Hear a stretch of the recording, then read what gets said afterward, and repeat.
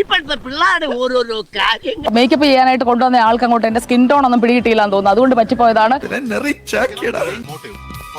Makeup ചെയ്യാനായിട്ട് കൊണ്ടുവന്ന ആൾക്ക് അങ്ങോട്ട് എന്റെ സ്കിൻ ടോൺ ഒന്നും പിടികിട്ടിയില്ലാന്ന് തോന്നുന്നു, അതുകൊണ്ട് പറ്റിപ്പോയതാണ്. ജീവൻ കളയാനല്ല കരി കളയാനാ പറഞ്ഞത്. അതിന് കരി പോണ്ടേ? അപ്പൊ ശരിക്കും നല്ല മേക്കപ്പ് ഒക്കെ അടുത്ത ദിവസം ഉറപ്പായിട്ട് വരാം. അപ്പൊ നിങ്ങൾ ചൂണ്ടിക്കാട്ടുന്ന കാര്യങ്ങളൊക്കെ നമ്മൾ ആ വിമർശനങ്ങളൊക്കെ ഉൾക്കൊണ്ട് തന്നെയാണ് പോകുന്നത്. മേക്കപ്പ് ഇട്ടാലും ഇല്ലെങ്കിലും ഞാൻ തന്നെയല്ലേ, നിങ്ങൾ തന്നെയല്ലേ. കുഞ്ഞാകെ കറുത്ത് കരിക്കട്ട പോലെ. മേക്കപ്പ് ചെയ്യാനായിട്ട് കൊണ്ടുവന്ന ആൾക്ക് അങ്ങോട്ട് എന്റെ സ്കിൻ ടോൺ ഒന്നും പിടികിട്ടിയില്ലാന്ന് തോന്നുന്നു. പൗഡറൊക്കെ കൊണ്ടു നടന്നതായോ?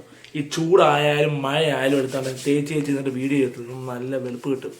ചേച്ചി ഈ പരിപാടി നോക്കിയപ്പോൾ ചേച്ചി എപ്പോഴും മേക്കപ്പ് ചെയ്തതിൻ്റെ കാര്യമുണ്ടോ? മേക്കപ്പ് ചതിച്ചാലും മഴ പെയ്താലും വെയിൽ വരാൻ കുറച്ച് പൗഡർ ഇടാം, തട്ടുക, മോന്തയ്ക്കൊക്കെ വീഡിയോ എടുക്കുക, കുറച്ച് വെളുപ്പ് കിട്ടും. ചെയ്തുവിടായോ? ഈ കമന്റ് ഒന്ന് നോക്കിയേ, ഈ കമന്റ്, ആ കമന്റ് കണ്ടല്ലോ.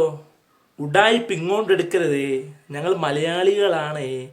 അല്ലയൂരോ കുനിലയൂരോ ആരായാലും ഏത് ഹൈദരാബാദി ആയാലും ഈ സുജയപാർവതി അവിടെ മേക്കപ്പ് ചെയ്യാതെയാണോ കറുത്ത മേക്കപ്പ് ഇട്ടാണോ അവിടെ കൊണ്ടുവന്നത്.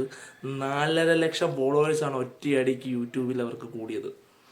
ഞങ്ങളും കേരളക്കാരും മണ്ടന്മാരല്ല എൻ്റെ സുജയ ചേച്ചി കേട്ടോ.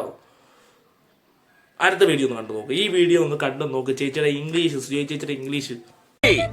എന്റെ മോള് ഡിഗ്രിയാണടാ, ഡിഗ്രി. വീട്ടിലും ഞങ്ങൾ ഇംഗ്ലീഷിലെ പേശാറുള്ളൂ. Thank you, sir. It's really much. എങ്ങനെ? Thank you, sir. It's really much respectful.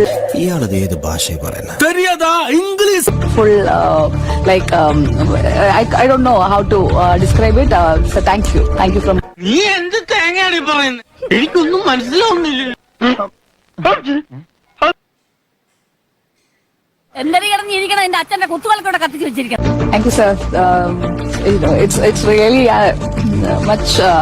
എന്തുവായാലും ആ റിപ്പോർട്ടറിൽ നല്ല രീതിയിൽ പോയിക്കൊണ്ടിരുന്ന സുജയ പാർവതി ആ പാടെ ബിഗ് ടി വിയിൽ വന്ന് കുഴകുഴയായെന്ന് പറയാം.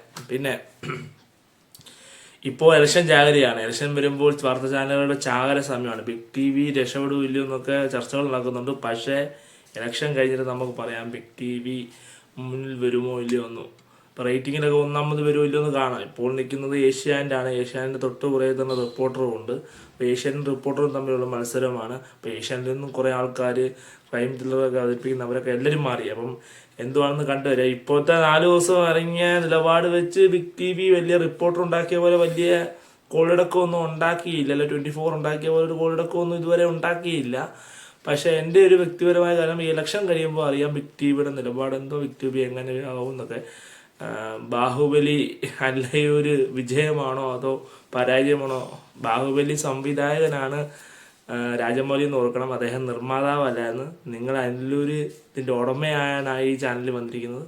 കണ്ടറിയാം. എൻ്റെ ചാനൽ സബ്സ്ക്രൈബ് ചെയ്യണം.